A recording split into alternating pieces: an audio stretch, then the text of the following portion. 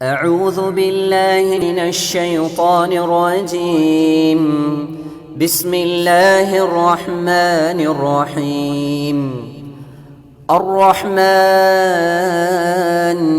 علم القرآن خلق الإنسان علمه البيان. அஸ்ஸலாமு அலைக்கும் வரஹ்மத்துல்லாஹி வபரகாத்துஹு. பேர் அப்துல் காதர். சொல்லுங்க. ஜனாசா தொழுகை சம்பந்தமான கேள்வி. அதாவது நம் தௌஹீத்வாதியாக இந்த உலகத்துல வாழ்ந்துகிட்டு இருக்கோம். நம் குடும்பத்தை சேர்ந்தவர்கள் யாராவது அதாவது கொள்கை ஏத்துக்கிடலாம், ஆனா அவர்கள்ட்ட இணை வைப்பு இல்லாமல் இறந்து விட்டார்கள் என்று சொன்னால் பெரும்பான்மையான நம் குடும்பத்தில் இருக்கக்கூடியவங்க மற்ற பள்ளிக்கு தான் என்ன செய்யறாங்க, ஜனாசா தொழுகைக்காண்டி கொண்டு போறாங்க. அப்ப அந்த பள்ளியில போய் நம்ம தொழக்கூடாதுன்னு சொல்லி நம்ம என்ன செஞ்சிருக்கோம், வெளியே நிக்கிறோம். அப்படி நிக்கக்கூடிய நிலையில இறந்தவர் தாயாக இருந்தாலும் தந்தையாக இருந்தாலும் சொந்த இரத்த பந்தத்தில் யாராக இருந்தாலுமே அந்த ஜனாசாவில் நம்மளால் பங்கெடுக்க முடியல. அந்த ஜனாசா நம்ம எப்படி தொழுவது, அல்லது வீட்டில இருந்து நம்ம முன்கூட்டியே முடிச்சுட்டு அவங்களை கொண்டு போக சொல்லலாமா? அதுக்கு அதனுடைய அவங்க என்ன கேட்கறாங்கன்னா, நம்ம இணை வைப்பு நடைபெறுகிற பள்ளியில தொழ முடியாது, அதுதான் அல்லாஹ் ரசூல் நமக்கு சொல்லித் தரக்கூடிய வழிகாட்டுதல்ங்கிறத முன்னால் நம்ம விளக்கியிருந்தோம். இப்போ தொழ முடியாதுன்னா எந்த தொழுகையும் தொழ முடியாது, அப்படித்தானே? சுபுஹு தொழக்கூடாது, லுஹர் தொழலாம், அசர் தொழக்கூடாது, மஹ்ரிப் தொழுவலாம் அப்படின்னு வராது. தொழக்கூடாதுன்னா எந்த தொழுகையும் தொழக்கூடாது. ஒரு பள்ளி தொழுவதற்கு தகுதி இல்லை, இது இணை வைப்பு நடைபெறுகிறது, இதை நம்ம பள்ளியை அங்கீகரிக்க கூடாதுன்னா எந்த சுன்னத்து கூட அங்கே போய் நீ தொழக்கூடாதுன்னு அர்த்தம், அதனுடைய பொருள். அப்போ ஜனாசா தொழுகையும் அங்கே போய் என்ன செய்யலாது, தொழ முடியாது. இப்போ நம்ம அம்மாவோ தகப்பனாரோ மூத்தா போயிட்டாங்க, மூத்தா போயிட்டு இப்படி ஒரு சொல்ல கூட இப்போ மற்றவங்க என்ன செய்ய மாட்டாங்க, அதெல்லாம் வாயில் அடி அப்படி சொல்லாமல் நம்ம சமூகத்தில் அப்படி ஆக்கி வச்சுட்டாங்க. உதாரணம் கேட்கும்போது கூட நான் மரணித்து விட்டான்னு சொன்னால் என்னவா போயிருமா, அப்படி எதுக்கு சொல்லிக்கிட்டு இருக்கிறேன், அதெல்லாம் சொல்லாத அப்படிங்குவாங்க. அது மார்க்கத்தில் அப்படி கிடையாது. அப்போ நம்ம தாயோ நம்ம தகப்பனோ மூத்தா போயிட்டாங்க, அப்போ மூத்தா போகும்போது எந்த தொழுகையும் தொழக்கூடாதுன்னா, இப்போ அவங்க என் தாய்க்கே நான் தொழ முடியாத ஒரு சூழல் வருதே, என் தந்தைக்கே நான் தொழ முடியாத சூழல் வருதே, அப்போ என்ன செய்கிறது அப்படின்னு கேட்குறாங்க. இதை பொறுத்தவரையிலையும் நம்ம முன்பே விளக்கியிருக்கிறோம். இப்போ நம்ம சொன்னதில்லை, முன்பே நம்ம என்ன விளக்கியிருக்கிறோம்னா, இணை வைப்பு நடைபெறுகிற பள்ளிக்கு போகக்கூடாதுன்னு சொல்லும்போது அப்போதே மக்கள்கிட்ட இருந்து வந்த கேள்வி ஜனாசா தொழுகைக்கு என்ன செய்வதுங்கிறதா. மற்ற தொழுகைக்கு பஞ்சாயத்தில் பிரச்சனை இல்லை, மௌத்தாயி ஜனாசாவை கொண்டு போகும்போது இப்போ நம்ம தொழ வேண்டிய ஒரு சூழல் வருது, அங்கே தானே அடக்கம் பண்ணத்துக்குன்னு போகிறோம். நமக்குன்னு தனி மையவாடி இருந்து நம்ம மையவாடியில் அடக்கம் பண்ணுறதா இருந்தால் இந்த தொழுகை பற்றி கேள்வியே வராது. ஏன், நம்ம பள்ளியில் தொழுவோம், நம்ம மையவாடியில் அடக்கம் பண்ணிட்டு போயிட்டே இருப்போம். மையவாடி அங்கே தனியாக இருக்குது, அதுக்கு மையவாடிக்காக வேண்டி பள்ளியாசல் கொண்டு போவோம், தொழுகை நடக்கும். இப்போ அந்த பள்ளியில் ஜனாசா தொழுகையை தொழலாமா, அதான் பிரச்சனை. ஜனாசா தொழுகையும் தொழக்கூடாது தான்.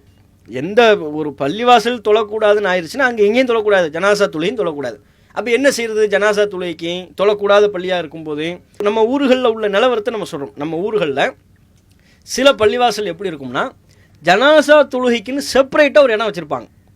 அது பள்ளியோடு சேர்ந்த ஒரு பகுதியாக இருக்காது, பள்ளியோட இணைஞ்ச பள்ளிவாசலில் உள்ள ஒரு பகுதி. மொத்த இடம்னு பார்த்தா பள்ளிவாசல் இடம் தான், ஆனால் அந்த இடம் செப்பரேட்டாக இது ஜனாசா தொழுகிறதுக்கு அப்படின்னு ஒதுக்கி வச்சுருப்பாங்க.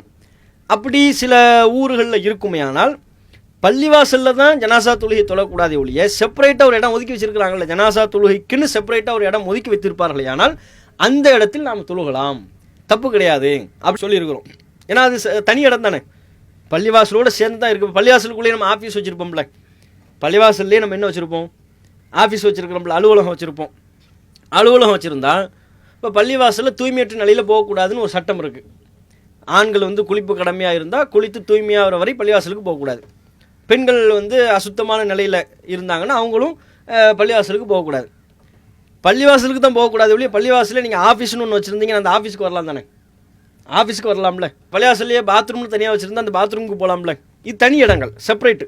அது மாதிரி பள்ளிவாசலே ஜனாசா தொழுகைக்கென்று சில ஊர்களில் சில சுன்ன ஜமாத் சார்பாக என்ன செஞ்சுருக்காங்க, தனியாக ஒரு இடத்த ஒதுக்கி வச்சுருக்காங்க. இங்கே தான் ஜனாசா தொழுவோம், மற்ற ஐவேளை தொழுகை ஜும்மாலாம் உள்ள, ஜனாசா தொழுகையா இங்கே வெளியே இந்த பகுதி செப்பரேட்டு அப்படின்னு செப்பரேட்டாக ஒரு இடத்த வைத்திருப்பார்கள். ஆனால் அங்கே நம்ம என்ன செய்யலாம், அது பள்ளியில் சேராது, அது பள்ளியில் சேராத இடம் என்கிற காரணத்தினால அங்கே நாம் ஜனாசா தொழுகை தொழுது கொள்ளலாம். அப்படி இருந்தால் அப்படி தொழுது கொள்ளலாம். பள்ளிவாசலுடைய இணைஞ்ச பகுதியாக தான் இருக்குது, அது தனியெல்லாம் பிரிக்க முடியாது. அதுவும் ஒரு பாட்டு தான். அங்கேயும் அவங்க ஐவேளை தொழுகை நடத்த தான் செய்கிறாங்க, அங்கேயும் அவங்க ஜும்மாலாம் நடத்த தான் செய்கிறாங்க, அதையும் அவங்க பள்ளிவாசலுடைய ஒரு இடம் தான் சொல்கிறாங்கன்னா அப்போ நம்ம அங்கேயும் தொழ இயலாது. செப்பரேட்டாக ஜனாசா தொழுகைக்குன்னு இடம் ஒதுக்கி இருப்பார்கள், ஆனால் தொழலாம். இல்லைன்னா தொழக்கூடாது. இது ஒன்று. அங்கே போய் தொழுகிறதுக்குரிய சட்டம். இல்லை முழுவதும் ஷிர்காக தான் இருக்குது, அதை நம்ம பிரிக்க முடியலை அப்படின்னு சொன்னால், அப்போ நம்ம போகும்போதே ஜனாசா தொழுகையை பொறுத்தவரையிலையும் அது பள்ளியில் தான் தொழப்பட வேண்டும் என்று மார்க்கம் நமக்கு சொல்லலை. ஐவேளை தொழுகை ஆண்களுக்கு பள்ளிவாசலில் தொழு, அதுதான் அவனுக்கு நன்மை சிறப்புன்னு மார்க்கம் வலியுறுத்துது.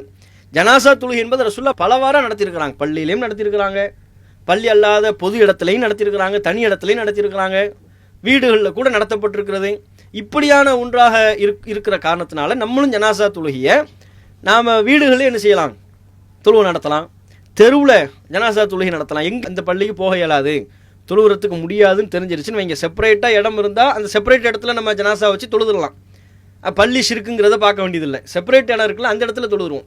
இல்லை செப்பரேட்டாக இடம் இல்லை, எல்லாம் சேர்ந்தாப்புல தான் இருக்குது அப்படின்னா இப்போ நம்ம முடிவெடுக்க வேண்டியது என்ன, அங்கே போக இயலாது, அங்கே போய் நம்ம தொழ முடியாது, அடக்கம் மட்டும் தான் பண்ண இயலும். அப்போ என்ன செய்யறது, வீட்டிலேயே ஜனாசா தொழுகை தொழுது விடுவோம், தெருவுலையே ஜனாசா தொழுகை தொழுது விடுவோம். இதுக்கு மார்க்கத்தில் என்ன தடை இருக்குது, என்ன தப்பு இருக்குது நமக்கு? நம்ம தானே, நம்ம குடும்பத்தில் ஒருத்தவங்க மரணிச்சிருக்கிறாங்க, அவங்களுக்காண்டி நம்ம அவர் துவா செய்வதற்கு தகுதியான நபராக இருக்கிறாரு. இப்போ நான் துவா செய்யணும்னா என் வீட்டிலே நான் தொழுகை நடத்தி துவா செய்யறதுக்கு எனக்கு மார்க்கத்தில் எந்த தடையும் இல்லையே. தெருவில் நான் ஒன்று கூடி தொழுகிறதுக்கு மார்க்கத்தில் எனக்கு அதுதானே மார்க்கத்தின் நடைமுறையாகவே இருக்குது. தெருவில் கூட நடத்தலாமே, பொது இடத்துல கூட ஜனாசா தொழுகை நடத்தலாமே. அந்த மாதிரியான வழிமுறை நாம் கடைபிடித்துக் கொள்வோமே, ஆனால் ஷிர்கு பள்ளிக்கு போகிறங்கிற ஒரு நிலையை நம்ம தவிர்த்து கொள்ளலாம். அதைத்தான் நம்ம செய்யணும். நம்ம என்ன, இப்போ நம்ம 2 பேரோ 3 பேரோ இவ்வளோ தான் இருக்கிறோம்னு வைங்களேன். இப்போ 2 விஷயம் வருது. ஒன்று, அந்த ஜனாசா நம்மளுடைய உறவுக்காரராக இருந்தாலும் அவரை அடக்கம் செய்வது அல்லது அவருக்கு ஜனாசா தொழுகையை முடிவெடுக்கிற விஷயத்தில் நமக்கு அதிகாரம் இல்லைன்னு வருது. அப்படி தானே அர்த்தம். அவங்க தூக்கிட்டு போகிறாங்கன்னா அப்போ அதனுடைய பொருள் என்ன, தூக்குற இடத்துல நம்ம இல்லை, யார் தூக்க வேண்டும் என்று முடிவு செய்கிற இடத்துல நம்ம இல்லை. அப்போ நமக்கு அது பெரிய அளவில் அங்கே அதிகாரம் இல்லை. அந்த ஜனாசா நமக்கு நெருங்கிய உறவுக்காரராக இருந்தாலும், ரத்தபந்த உறவாக இருந்தாலும், அந்த ஜனாசாவை அடக்கம் செய்யக்கூடிய விஷயத்தில் நமக்கு பெரிய அளவில் அதிகாரம் இல்லை. அப்படிங்கிற ஒரு நிலை வந்துருச்சுன்னு வைங்க. அப்போ யாரோ தான் அவங்க தூக்கிட்டு போகிறாங்க, பள்ளிக்கு தொலை போகிறாங்க, அடக்கம் பண்ணுறாங்க, என்னன்னாலும் பண்ணிக்குவாங்க. இது மாதிரி இடத்துல நாம் தொழுதுட்டு ஒதுங்கிடணும். நம்ம தொழுகிறதுக்கு தாராளமாக நம்ம வீட்டில் அவங்க பள்ளியாசில் எடுத்துகிட்டு போவாங்களே, எடுத்துகிட்டு போவதற்கு முன்பாகவே நீங்கள் எடுத்துகிட்டு போறிய என் உறவுக்காரர், அவருக்கு நான் துவா செய்யணும், என் கொள்கை சகோதரன், அவருக்கு நான் துவா செய்ய கடமைப்பட்டிருக்கிறேன், எனக்கு ஒரு 5 நிமிஷம் தாங்க நான் தொழுதுட்டு தந்துடுறேன், தொழுதுட்டு அதுக்கப்புறம் நீங்கள் என்னன்னாலும் பண்ணிக்கங்க, அதுக்கப்புறம் நீங்கள் பள்ளியாசில் கொண்டு போய்க்கங்க, நான் தொழுதுறேன் அப்படின்னு அவங்க இடத்துல நாம் எப்படியும் அனுமதி பெற்று வீட்டிலையோ வெளியவோ வைத்து 3 பேர்னா நம்ம 3 பேர், 4 பேர்னா நம்ம 4 பேர், 2 பேர்னா நம்ம 2 பேர் அந்த ஜனாசாவுக்கு தொழுதுறது. தொழுதுட்டு அதுக்கப்புறம் அவங்க எடுத்துகிட்டு போகிறாங்கன்னா அது அவங்க முடியும், அவங்க இன்னமும் செஞ்சுட்டு போவாங்க, அதுக்கு நம்ம குற்றவாளி ஆக மாட்டோம், நம்ம கடமை விளங்கிடும் நீங்கிடும். அவங்ககிட்ட இதை நம்ம புரிய வைக்கலாம். நாங்கள் துவா செய்யணும்னு விரும்புகிறோங்க, ஒரு ஜனாசாவுக்கு ஒரு முறை தான் துவா செய்யணுங்கிறது இல்லை, நம்ம நடத்தும் போதே 2 முறை நடத்தலாம், 3 முறை நடத்தலாம். ஆட்கள் வர்றதுக்கு தக்க ஜனாசா தொழுகையை நம்ம அதிகப்படுத்தலாம், தப்பு கிடையாது, மார்க்கத்தில் உள்ளது தான். 2 ஜமாத் நடத்துகிறோம்ல, தொழுகைக்கு 2 ஜமாத்து 3 ஜமாத்து நடத்துகிற மாதிரி ஜனாசா தொழுகைக்கும் 1 ஜமாத்து 2 ஜமாத்து 3 ஜமாத்து நடத்தலாம். அது மாதிரி அதையெல்லாம் அவருக்கு துவா செய்யணும்னு நாங்கள் விரும்புகிறோம், எங்களுக்கு இறுதியாக நாங்கள் அவங்களுக்கு செய்யக்கூடியதான் ஒரு கடமை, இதுக்கு மட்டும் எங்களை அனுமதிங்க, நாங்கள் துவா செஞ்சுட்டு போயிடுறோம், ஒதுங்கிடுறோம் அப்படின்னு என்று நாம் சொல்லி நம்ம 2 பேர்னா 2 பேரோ 3 பேரோ அவருக்காக வீட்டிலேயோ தெருவிலையோ வெளியிலேயோ வைத்து ஜனாசா தொழுகை மாத்திரம் தொழுது விட்டு ஒதுங்கி விடுவது. அதுக்கப்புறம் அவங்க போய்க்கட்டும். நம்ம கொள்கை சகோதரன் வரும்போது வலியுறுத்தப்பட்ட கட்டாய கடமை இல்லை, வலியுறுத்தப்பட்ட ஒன்று, அதை நம்ம செய்வதற்கு முஸ்தீப் எடுக்கணும், முயற்சி எடுக்கணும்.